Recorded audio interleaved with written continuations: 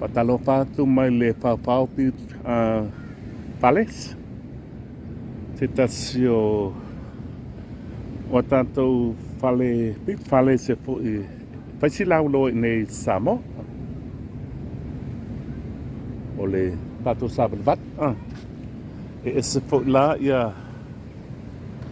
le nei no whang ia o lo va ia tātou whale Samoa le lunga i tu ua o pola na enjoy ai a leo oi ia so ai na fo pena oi i lunga le tātou pale la le o pale umale ia tā puni mai o tātou pola ia o re no whanga la le au tātou pit pale ngai Saleapaga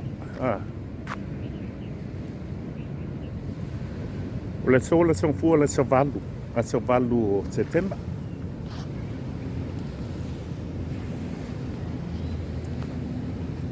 ya lato pata ele le tu mai o ya malato pale ai la le I pitole se umon tanto ta min mai le mata tuai se ai na la le I tato pale le tato tom pa yo so kulalo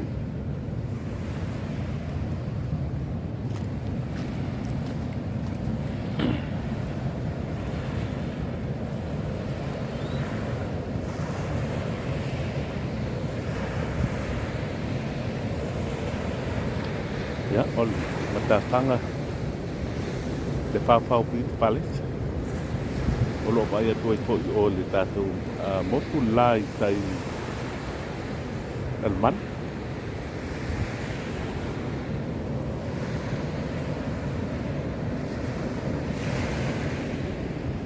ya o le vai ngala le pal Samoa le I lungo le matafanga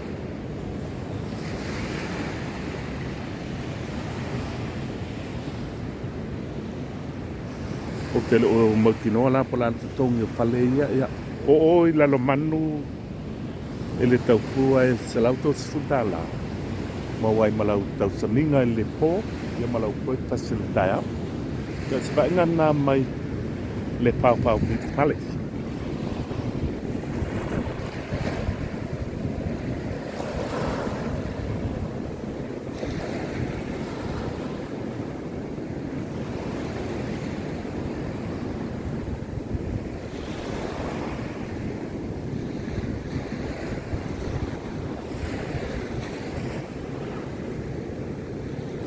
e le pisi tele msalo e lo telini malo o ia I internet ya ai mana ia sau mai le palo olo ta ele lo sap so beautiful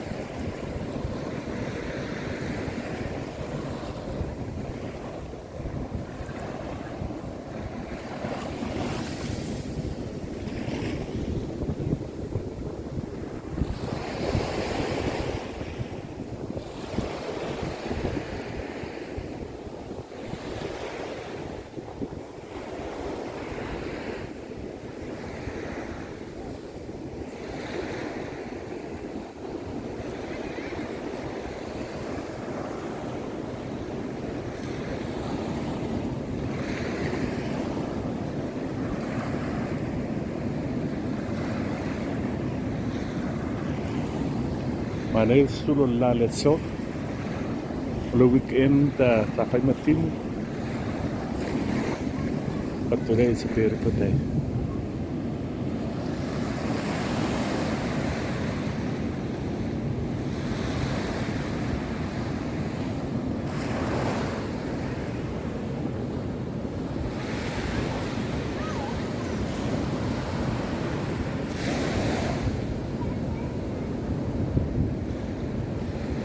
na io le pa o mai sami a e to fai la lo lungo pa le oi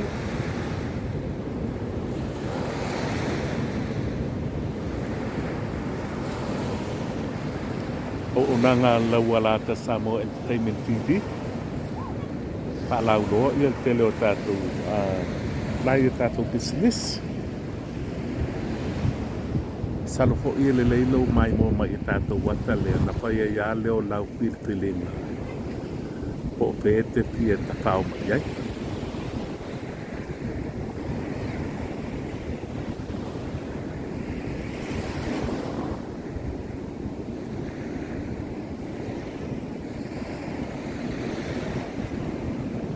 Ia. Pele o po ia o nai o friends ia o ngale. Le no whanga le nei, te re lo po i se te pai se tala. Ma pa ilo to e fo leo la to prices, otherwise o lo i la to website, le Faofao page fale. Ia e. Pai na e anga i ai masa i ia la to tau.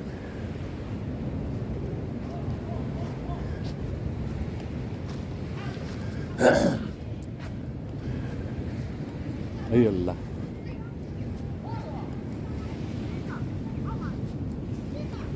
Hello. Yeah, you go. Oh, how are you?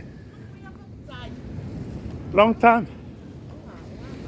Yeah, lemon new year. They fight promotion tattoo Faofao Pix Palace. Yeah, so go thing if I fit. Ole oh no tattoo.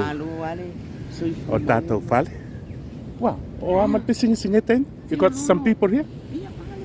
Le malo.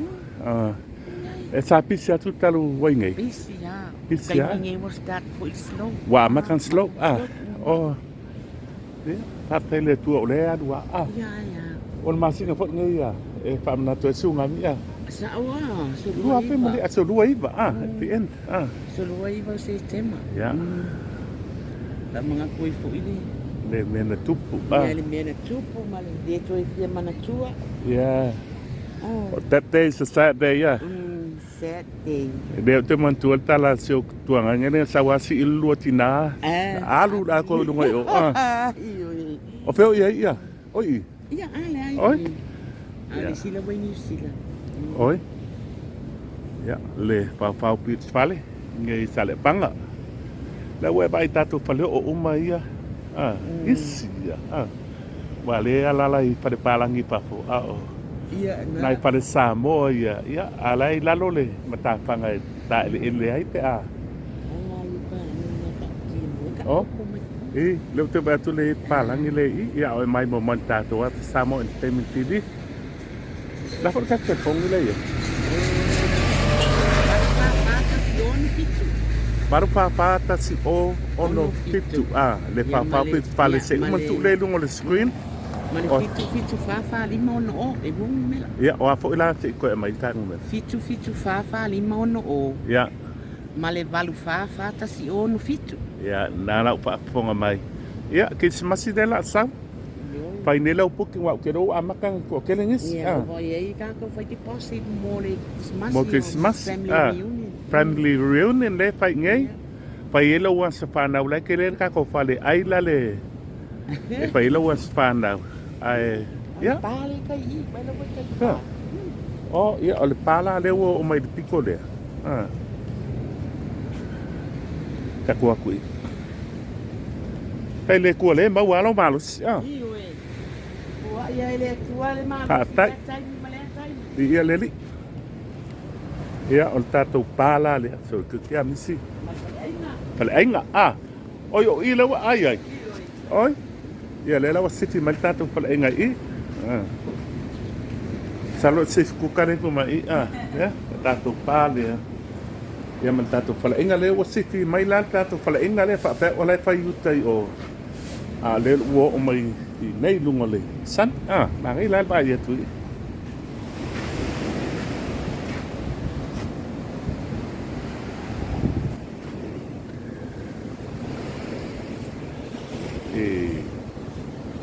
beautiful. Le Faofao Beach Resort, Beach Palace, wow. O tatu pala inga la le o whamai ia. Se o tau tinga reo sifi mai. Ya.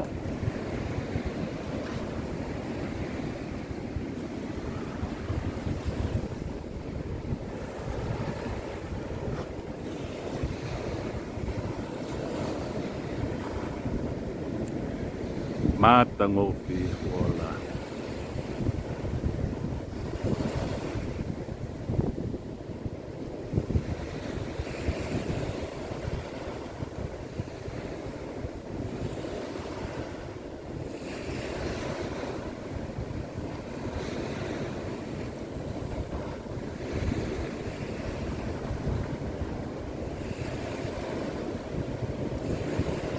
So beautiful, beautiful.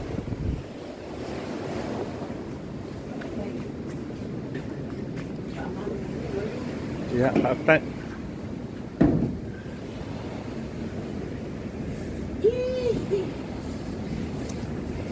le umal matangofi maulele yo Samoa nei.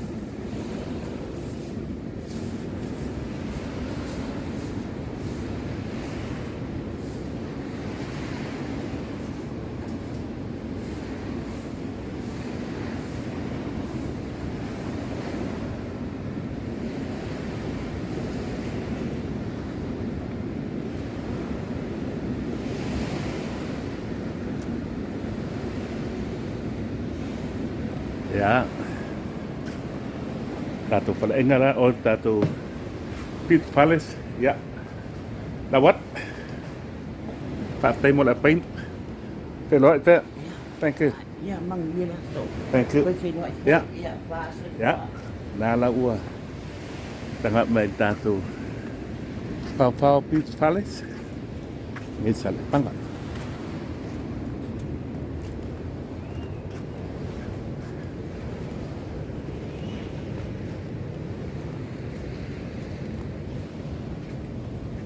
Le pata elele. Ya aere tia. Malolo lungole. Le sam I olo e lisi pale lea. E contestan. Patunga pol dua o lunga malalo. Ya, malisi bangalo. Lela masalo ile paika ko flow show. Ya o lunga I ole. Pale ainga lai tai o. Ya. Samoa Entertainment TV.